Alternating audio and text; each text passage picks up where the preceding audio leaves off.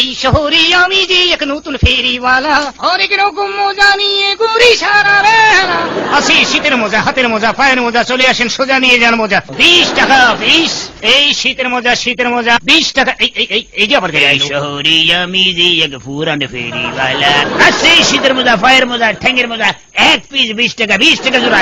এই যে 20 টাকা ফের 20 টাকা জোড়া নিয়ে যান শীতের মোজা, পুরাইলেই পাইবেন না। আসেন ভাই আসেন, আমার কাছ থেকে নিলে পাইবেন মাত্র 18 টাকায় জোড়া। কি 18 টাকায় বেচো? আমার কাছ থেকে নিলে পাইবেন মাত্র 15 টাকা জোড়া।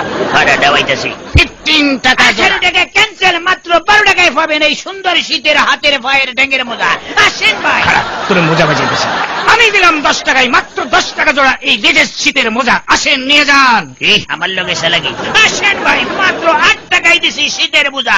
8 টাকায়, 8 টাকায়, 8 টাকায়। তাইলে আমি দিলাম মাত্র 4 টাকায়। 4 টাকায়, 4 টাকা। তাহলে তুই 60 টাকা করে পিস দিছিস নাকি? হ্যাঁ, তো কত তোর কাছে কয় পিস আছে? 50 পিস। 50 পিস আছে। এই লা 200 টাকা, সবটি কিনা লইলাম। Thank you. আমি কি হাতে কইছি এই শহরে আমি যে এক পুরান ফেরিওয়ালা? ভাই আমি তো সব দিতে বলাইছি।